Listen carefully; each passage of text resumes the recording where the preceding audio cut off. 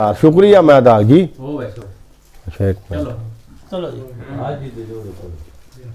میں جناب اپنے منو اج بہت بڑا اعزاز بخشیا ہے بزم رفیق دے تمام جملہ ممبران چودھری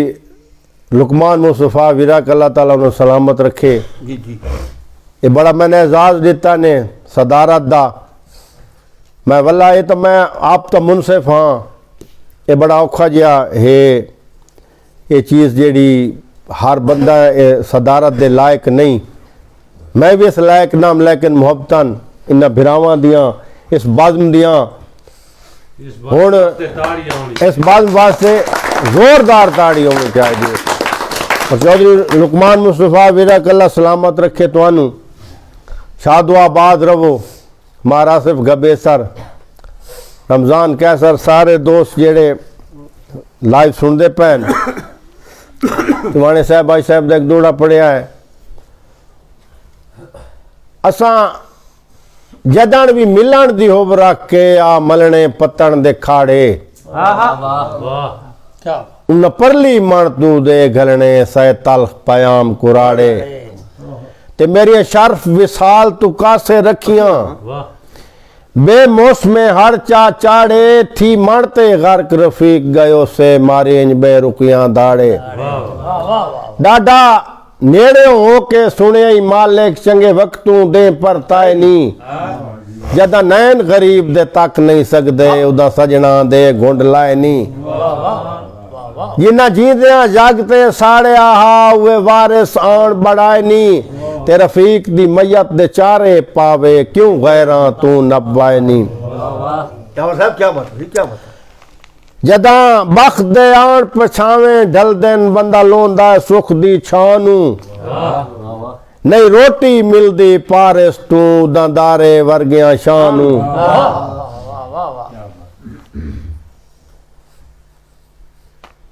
نہیں روٹی مل دی پارس تو دندارے ورگیاں شانوں.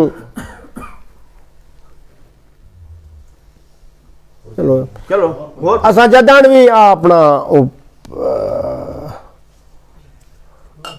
تو مال شریک میں بول لائے تے ساڑے ہاں دی کوٹھی ہل گئی اکھی موش پانی گھدیاں وطیاں رہے ہوش دی کیڑی گل گئی. میری نبضاں دی رفتار دی سستی چہرے تے زردی مل گئی روح سجن دے بول دی سانگ تے رہ گئے سارڑک رفیق جل گئی. روز سویرے اٹھ کے ویکھاں ہتھاں دیاں لکیراں نوں لوہے محفوظ توتریاں ہویاں لکھ دیاں تیریراں نوں کہ یہاں دے کتے دودھ پیوین کہ یہاں دے بچے بھوک مردن کہ خوشن تیریاں رحمتاں تے کہ رومن بے تقدیراں نوں روز سویرے اٹھ کے ویکھاں ہتھاں دیاں لکیراں نوں میں سیون قصدن ہر ہی لے تیرا بے دام غلام رہیاں. میں قولن فیلن ہر ہی لے تیرا بے دام غلام رہیاں تے سیون قصدن ہر ہی لے پیا لٹیا بے تقصیراں نوں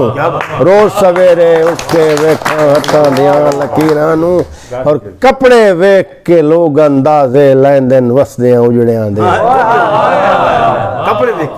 کپڑے ویکھ کے لوگ اندازے لیندن وسدیاں اجڑیاں دے کوئی نہیں یار نے جا کے ویدا دل دیاں لیر کتیراں نوں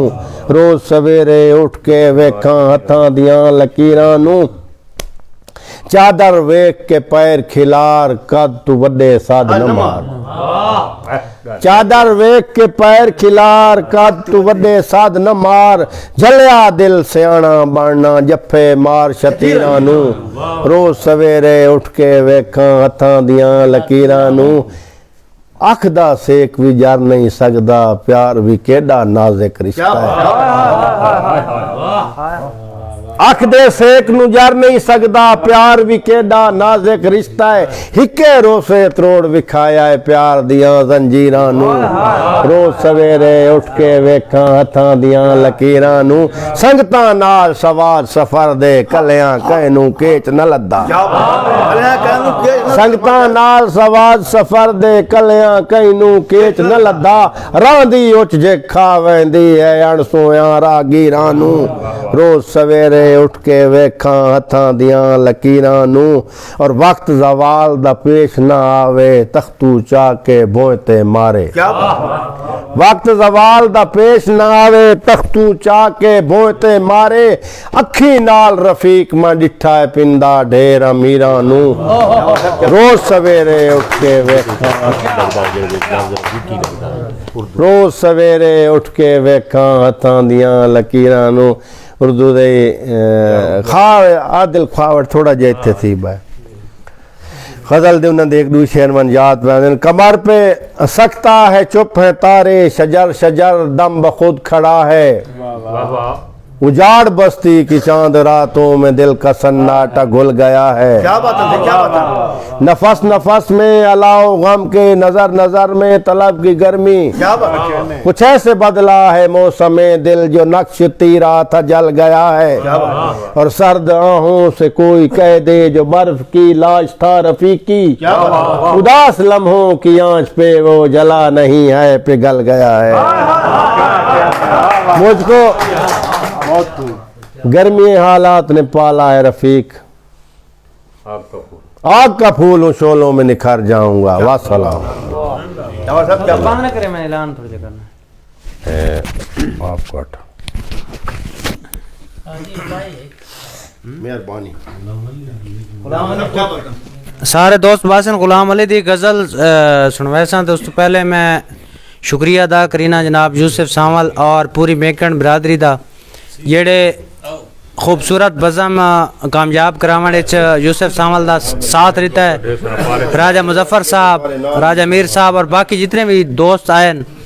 سارے دا شکریہ ادا کرے سوں چودھری لقمان مصطفیٰ ورق دی طرفوں اور پوری بزم رفیق دی طرفوں